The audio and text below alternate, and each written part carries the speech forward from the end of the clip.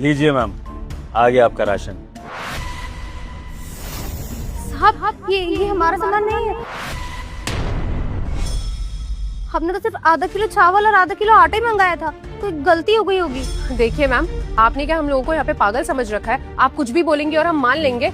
Of course आपने मुझे सारा सामान निकालने के लिए बोला था, आपने ऑर्डर दिया है मुझे, वरना मैं कोई पागल तो हूँ नहीं जो खुद से सारा सामान निकालूंगी। हमें ना और भी बहुत काम है मैम, आप कोई बहुत स्पेशल कस्टमर नहीं है जो आपके आगे पीछे हम घूमेंगे। बहुत तमाशा कर लिया आपने यहाँ पे। नहीं मेम साहब, आप याद कीजिए, हमने आपको कहा था ना आधा किलो आटा और आधा किलो चावल, बस वही मांगा था। ये हमारा सामान नहीं है।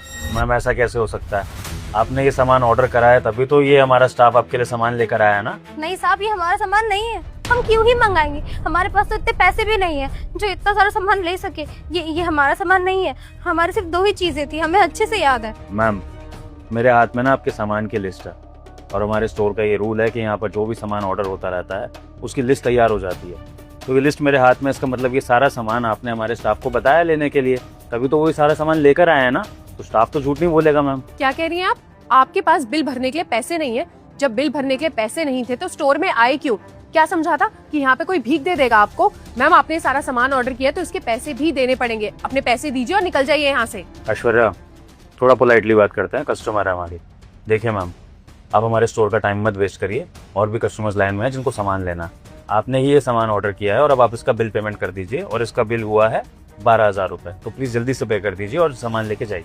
12,000? साहब हमारे पास इतने पैसे नहीं है। अगर होते तो हम आपसे बहस ही क्यों करते। कोई गलती हो गई होगी मेम साहब, क्या पता भूल गए हो, किसी और का सामान ले लिया हो आपने।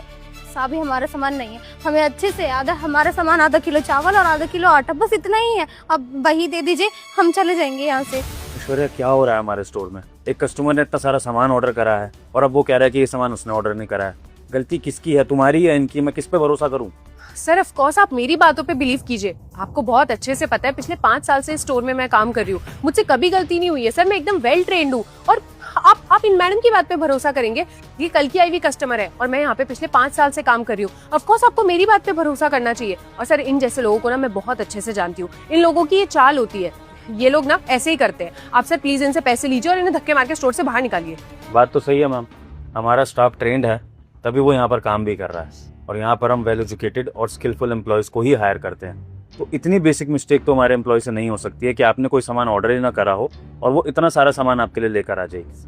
मैम मैं तो कहूँगा कि आपसे अगर मिसअंडरस्टैंडिंग भी हुई है तब भी आपको बिल पेमेंट तो करनी पड़ेगी, क्योंकि अब ये सामान बिल में चढ़ चुका है। तो प्लीज पेमेंट करिए और जाइए। देखिए साहब, कोई गलती हो गई है, हमारे पास नहीं है पैसे। बेटा मुझे देखकर इग्नोर मत करना, मैं दुर्गा माता हूं। आज तुम्हारे घर 2 घंटे में खुशखबरी आने वाली है। बस तुम वीडियो को लाइक करके चैनल को सब्सक्राइब कर दो और जाते जाते कमेंट बॉक्स में जय माता दी लिख देना।